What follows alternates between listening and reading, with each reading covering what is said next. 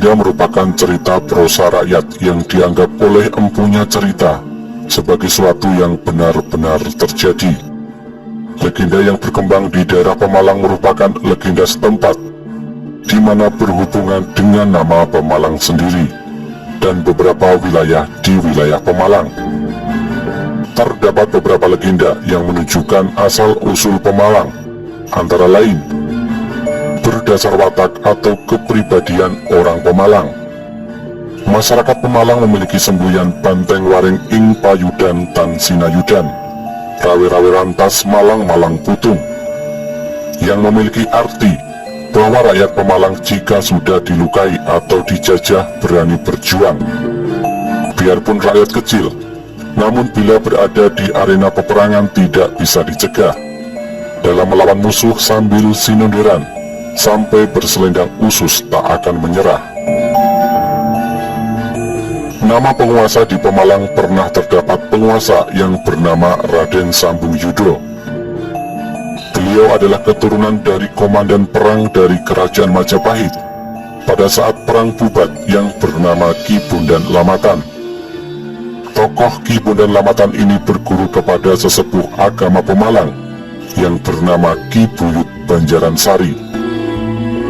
Ki Bondan Lamatan ini tidak kembali ke Majapahit, namun menetap di Pemalang, hingga memiliki seorang anak yang bernama Joko Malang. Joko Malang inilah yang nantinya bernama Raden Sambung Yudho, yang menjadi pimpinan daerah Pemalang. Maka nama Pemalang berasal dari tempatnya Joko Malang. Berasal dari nama Kalimalang. Di desa Asem Doyong, kecamatan Taman, Kabupaten Pemalang, terdapat sungai yang bernama Kalimalang. Di sungai ini pula lah terdapat muara dari Sungai Comal. Bahwa di desa sebelah barat Sungai Comal membujur dari desa Kendal Doyong ke desa Asem Doyong, terdapat bekas alur yang menunjukkan adanya bekas aliran sungai dari timur ke barat dan membingungkan orang yang akan berbuat jahat. Karena sungai tersebut mengalir dari timur ke barat atau Malang, maka daerah tersebut dinamakan Pemalang. Kisah Sungai Malang ini berkaitan pada waktu Patih Talabudin, utusan dari Panembahan Yusuf yang akan mengambil keris Kiai Tapak. Setelah mencuri keris, Patih Talabudin melewati Sungai Malang dan akhirnya keder atau bingung. Akhirnya niat buruk untuk membawa keris Kiai Tapak tersebut urung dan diserahkan lagi ke Kadipaten Pemalang. Namun perkembangan selanjutnya, sungai tersebut pada masa kolonial dibuat lurus karena lumpur yang di bawah sungai bisa mencapai 5 meter, sehingga merubah bentuk aliran sungai. Berasal dari kata pra dan malang. Konon diceritakan bahwa daerah Tegal dan Pemalang selalu berselisih paham secara tradisi, dan Pemalang merupakan bukti sebagai batas atau penghalang di tengah-tengah antara Tegal dan Pekalongan. Maka Pemalang berasal dari kata pra yang berarti permulaan atau yang pertama, dan malang yang berarti penghalang atau mencegah. Disinilah peran masyarakat sebagai pemalang atau penghalang masyarakat yang saling bersengketa.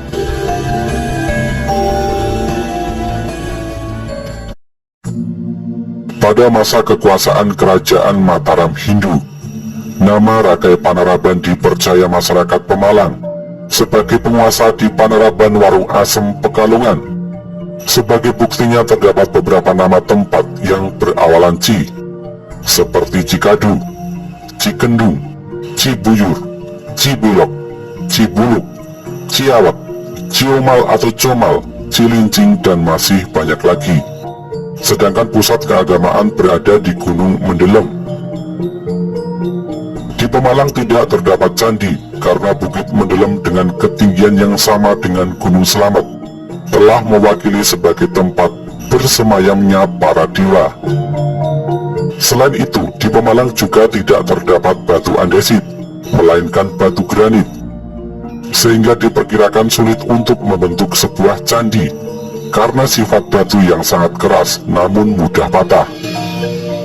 Di Bukit Mendelem ditemukan beberapa temuan patung.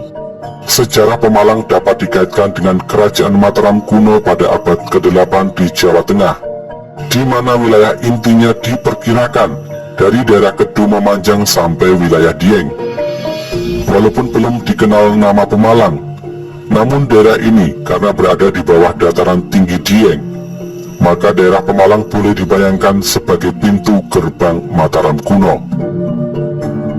Sayang daerah tersebut belum sempat berkembang karena perpindahan pusat kerajaan ke Jawa Timur, sehingga keberadaan daerah Pemalang seperti daerah tak bertuan.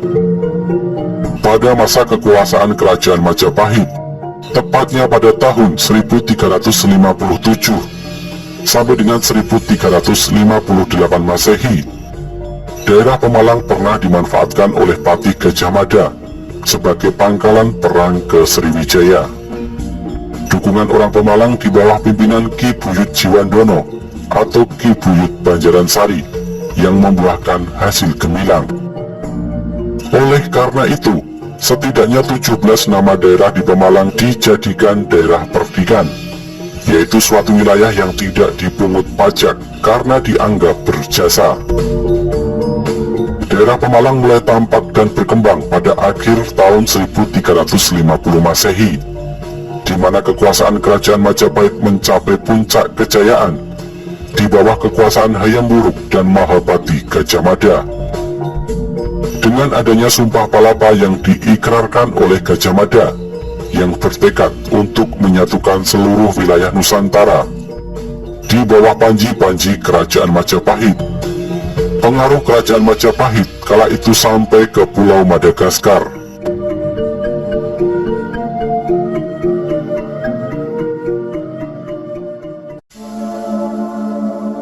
Awal berkembangnya agama Islam pada tahun 1500 sampai dengan 1586 Masehi, pada abad ke-16, Pemalang mendapat perhatian dari para wali.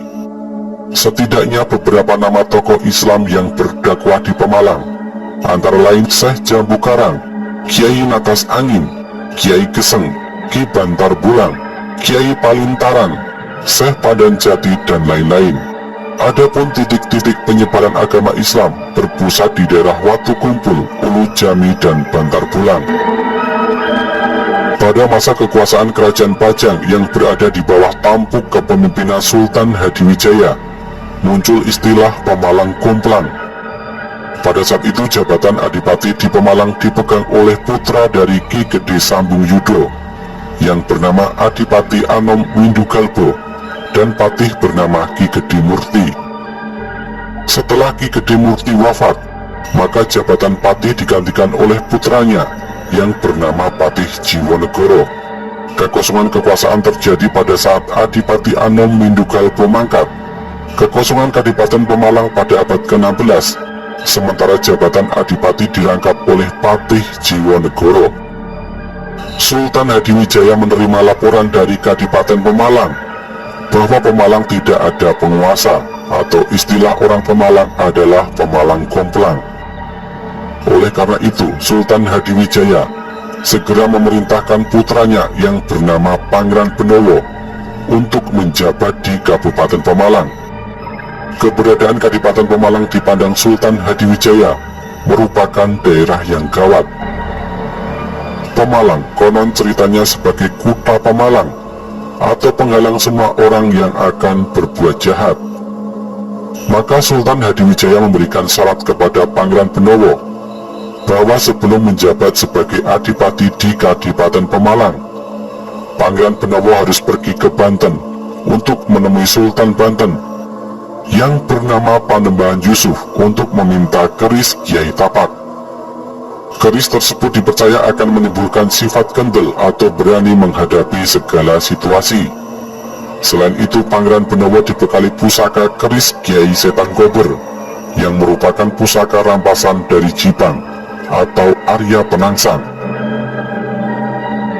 Guna melegitimasi kekuasaannya di Kadipaten Pemalang, Pangeran Benowo dibekali surat ke Kancing menjabat di Kadipaten Pemalang dan surat ke Panembahan Yusuf agar meminjamkan keris yang dahulu dibawa Fatahillah dari Kerajaan Demak. Kedatangan Pangeran Benowo di Kadipaten Pemalang disambut dengan gembira. layang kekancing dari Sultan Hadiwijaya langsung diumumkan oleh Patih Jiwonegoro ke seluruh punggawa praja dan segenap lapisan masyarakat. Jumenengan atau pengesahan atas dasar layang kekancing dari Sultan Hadiwijaya tersebut menyebutkan bahwa Pangeran Benowo Putra Pajang diangkat sebagai penguasa Kadipaten Pemalang yang membawahi Pemalang, Tegal, dan Brebes pada hari Jumat Pon 24 Januari 1575 Masehi atau 2 Syawal tahun 1496 atau tahun 982 Hijriah. Jumenengan dilakukan pada bulan Syawal dengan maksud pada saat serah terima jabatan dari Patih Jiwonegoro ke Pangeran Benowo, sekaligus bisa diadakan silaturahmi atau halal bihalal antara penguasa kadipaten dan bawahannya. Hari itu bertepatan dengan musim hujan, pertanda wilayah Pemalang subur makmur loh jinawi, gemah ripah karto toto raharjo. Kisah Patih Jiwonegoro atau yang dikenal sebagai Patih Sampun sangat melegenda di kalangan masyarakat Pemalang. Beliau merupakan putra asli Pemalang yang terkenal kesaktiannya. Sang Patih terkenal dengan kata sampun dados sang adipati. Apapun yang diperintah Adipati Benowo selalu siap seperti yang dikehendaki sang adipati. Kehebatan Patih Sampun juga dapat dijumpai sampai saat ini dengan dibangunnya jalan dan tak kurang dari 17 jembatan di Pemalang. Atas jasa-jasa sang Patih, Pangeran Benowo memberi wisuda dengan nama Patih Sampun Jiwonegoro. Hubungan Pemalang dan Banten dalam kisah selanjutnya menjadi renggang. Hal ini dikarenakan Portugis mulai mendarat di Banten. Kerajaan Banten mengalami kekacauan. Apalagi Ratu Kalinyamat juga mengadakan penyerangan ke Banten. Kemudian Panembahan Yusuf mengutus Patih Talabudin untuk meminta kembali keris Kiai Tapak. Berkat kesaktian Patih Sampun, Patih Talabudin yang telah membawa keris Kiai Tapak menjadi bingung di Kalimalang. Maka akhirnya Patih Talabudin menyerah dan mengabdi di Pemalang sebagai penyebar agama Islam dan mengatur perekonomian hingga meninggal dan dimakamkan di pedurungan Taman Pemalang.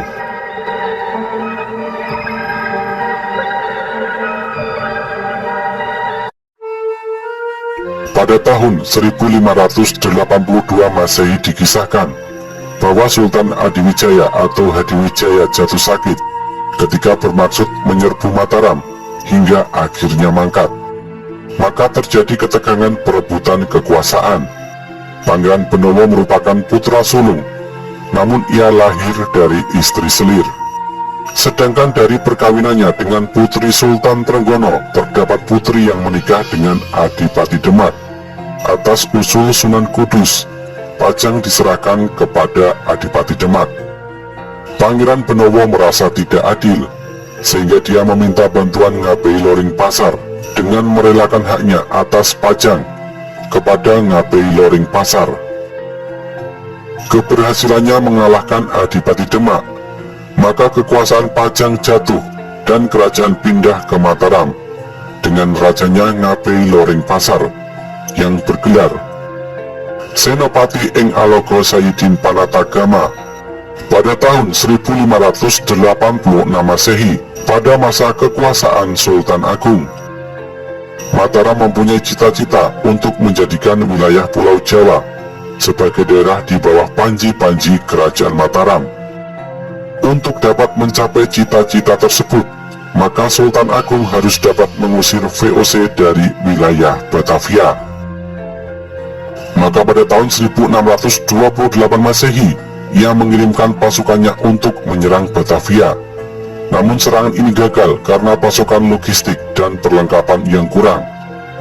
Serangan kedua kembali dilakukan pada tahun 1629 Masehi dengan mempersiapkan pasukan perangnya dan mendirikan lumbung-lumbung padi di sepanjang jalan yang dilalui oleh pasukan Mataram. Salah satu lumbung padi tersebut didirikan di daerah Tegal, dan peran Pemalang pada saat itu adalah sebagai terminal kecil pasukan logistik yang ada di Tegal.